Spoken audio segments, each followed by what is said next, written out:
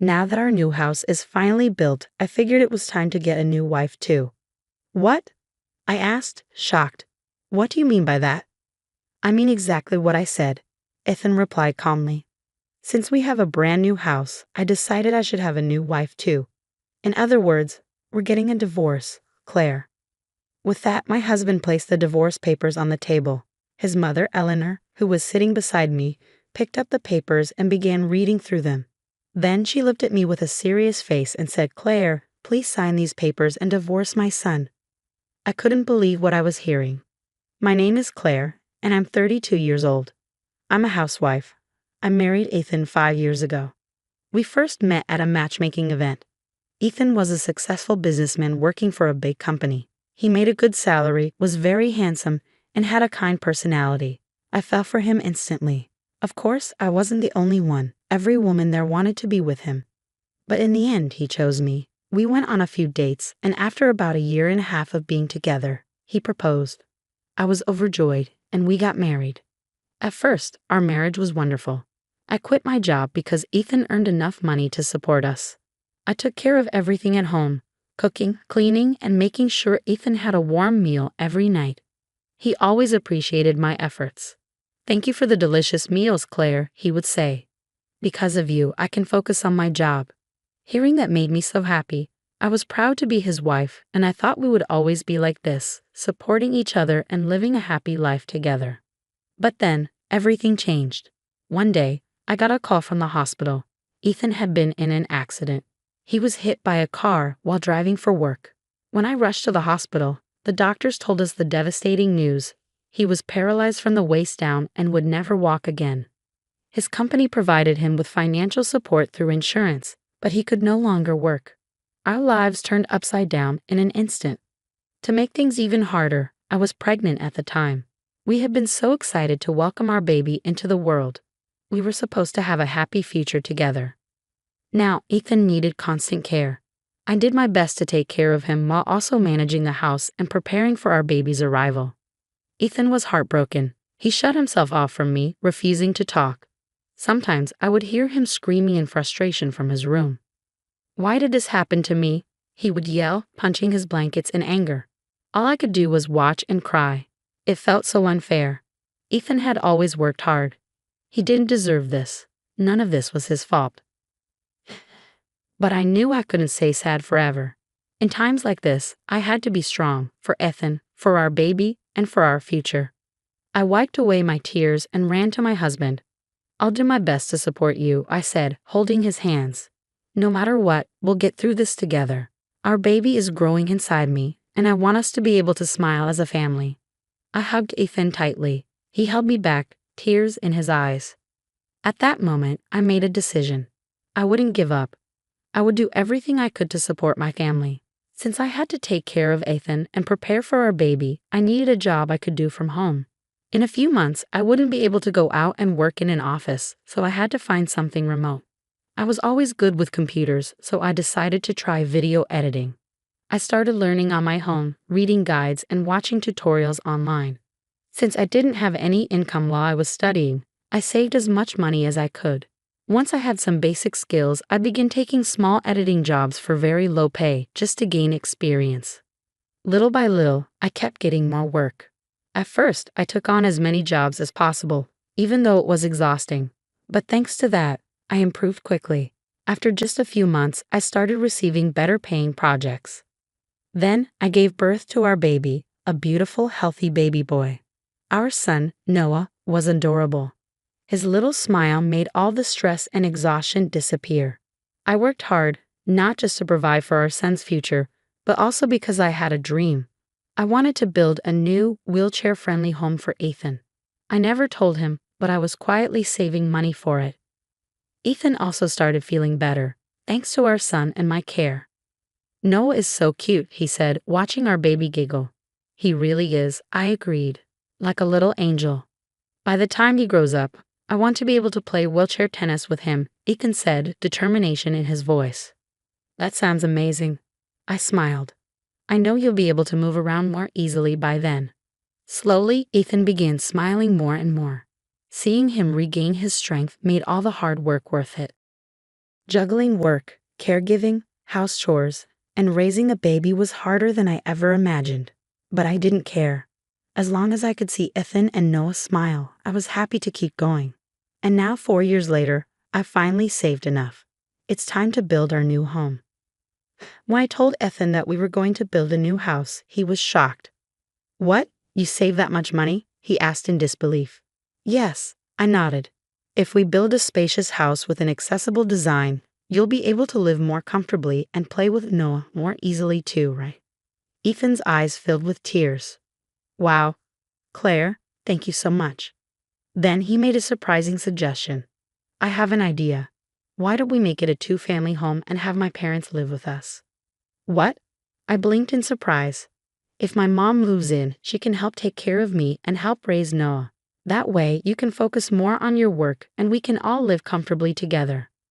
Oh, well, that does make sense, I admitted. Honestly, I was grateful for Ethan's idea. After his accident, his parents, Jack and Eleanor, had been visiting us regularly. They were kind and always appreciated everything I did for Ethan. I had a good relationship with them, so I didn't mind the idea of living together. So Ethan and I quickly reached out to them. Jack and Eleanor were thrilled when we suggested building a house together. I think they were happy to be closer to their son and to live with their grandson. Ethan seemed happier than he had been in years, maybe because he would finally have a home of his own and be able to take care of his parents too.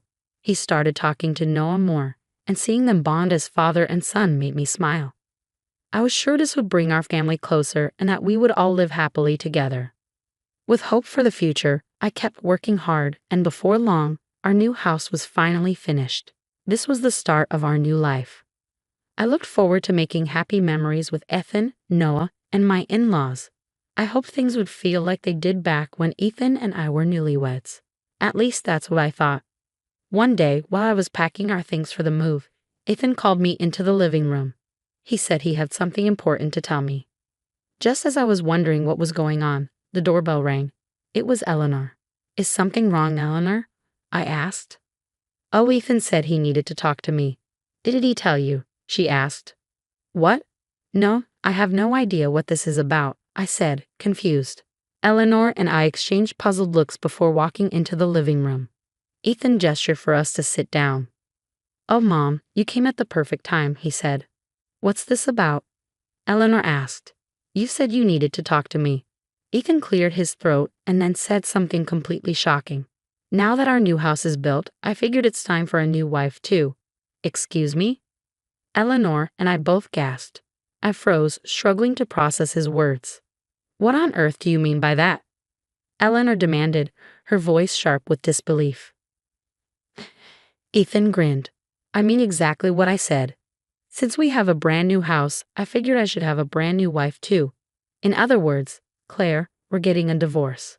His words finally sank in. Wait. What? What do you mean we're getting a divorce? I couldn't believe what I was hearing. My voice grew louder. Why is this happening all of a sudden? Ethan kept smiling. Come on, Claire. Have you even looked at yourself in the mirror lately? Your hair is always messy, your skin looks rough, you constantly look exhausted, and now you're even starting to get gray hairs. Honestly, you don't look 32, you look closer to 40. Maybe even older. And I don't want a wife who looks that old.